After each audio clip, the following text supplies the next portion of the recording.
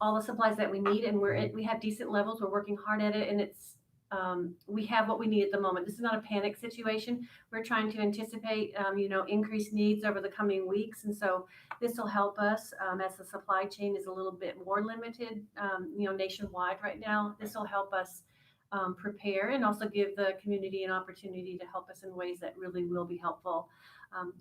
Lubbock recently had a drive like this in Lubbock, and medical students did a 1 day drive, and they collected thousands of masks and gowns and everything from the community, and it was just amazing. Sure. 1 day drive. So that's sort of where the idea came from. Is like, oh yeah, Yeah. I bet Snyder would too. Absolutely. I know they would. I know there's a lot of people that are wanting to do Yes. something, especially now that they're sitting at home and they've got Mhm. nothing else to Yes. do and they want to just give back to the community. And Yes. so that's part of why I had y'all come in Mhm. first when we start doing these daily shifts. Mhm. And so y'all are really stuck out there, don't get to really get out and and do anything other than what you're doing out there right now. So first of all, thank you all Mhm. for what you're doing for our community. This is very important, and I hope that people see that y'all there. So it's medical supplies that might need to be done, or PPE that might need to be donated or anything. Right now, that's really all we're looking at as this moment. We've been blessed beyond belief with people wanting to donate the fabric masks. So if that's going to be a question, we've had such an outpouring. We are no longer accepting those at this time. Like we are Okay. abundant of all the community support that has rallied. And I want to say our staff, I think everybody, Iva, who's been on top of ordering her supplies, to George and the pharmacy, and everyone has been preparing on stuff.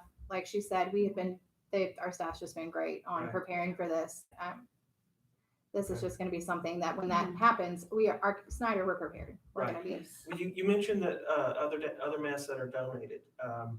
Is there somewhere else that they could take those masks? That I know could be used? individuals on Facebook. I know other stores, nursing homes, assisted living, grocery stores. I know they've been wearing them. I know a lot of people. If you just go on, there's a bunch of Facebook pages right now. I've noticed there's a lot of people out there personally who are just wanting it. So Sure. Okay.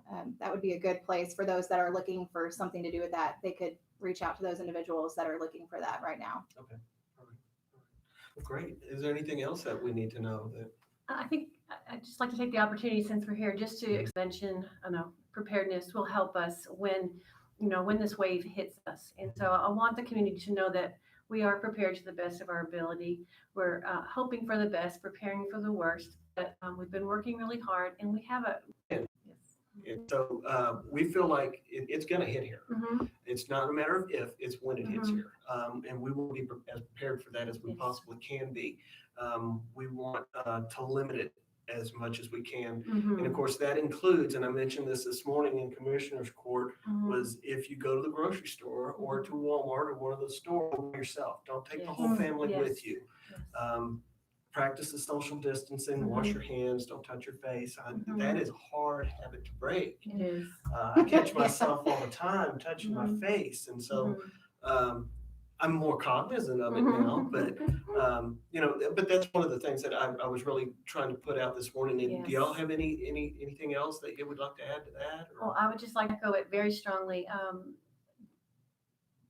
Staying home right now, it's hard for people to understand, and it's hard to do, but every time you make the decision to social distance or to stay home, it does give us a much better chance of slowing down the virus.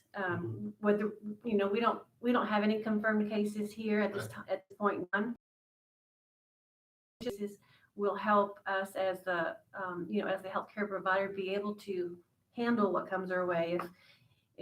If it all comes at once, it'll inundate the system, not just here, but in Lubbock and in the state and in the country. So if we can slow down the transmission rate and flatten the curve, as the phrase that we're hearing so often, every decision you make does make a difference in that. And we really need the community to take it seriously and to do what's being asked of them to help us help you.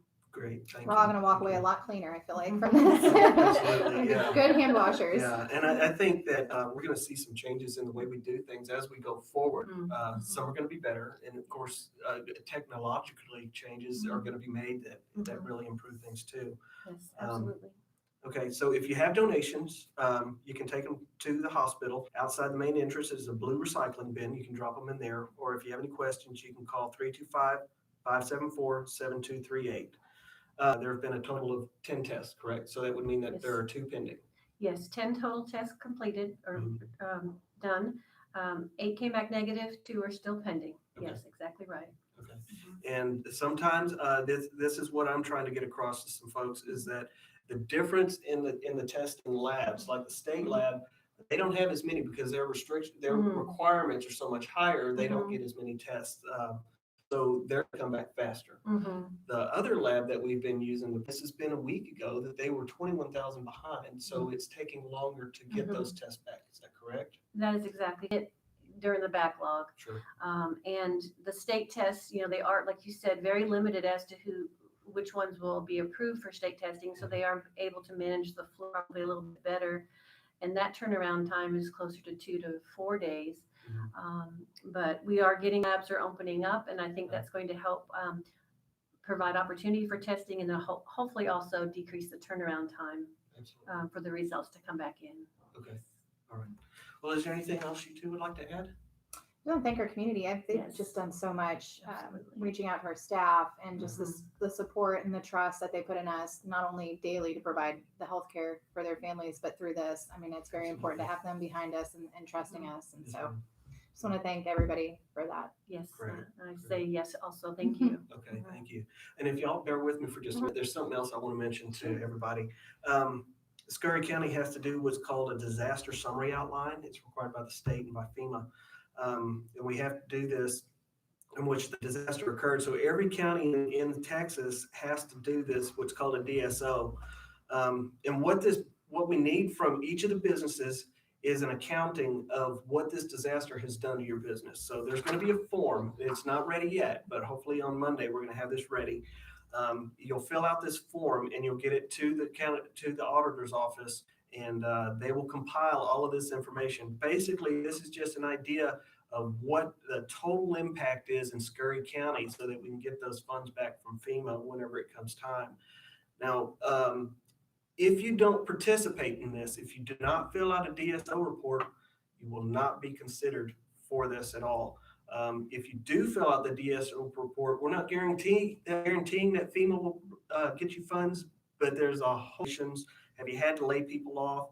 And then it gets into some of the monthly monies that you make, gross income for the month of March, and then just several questions down throughout. So we'll put this out. I'm going to talk about it again on Monday. We're going to do this again on Monday. We're going to have different people come in throughout the week. I'm going to do this every day at 2:00. So if you're interested and you want to see what's going on in our community, this is going to be on YouTube today. So thank you, ladies, for both coming in. I sure do appreciate you taking the time. I hope it didn't take too much of your time out of the day. I know y'all are extra busy. So Thank you for having us. Thank you. all right, thank y'all, ladies.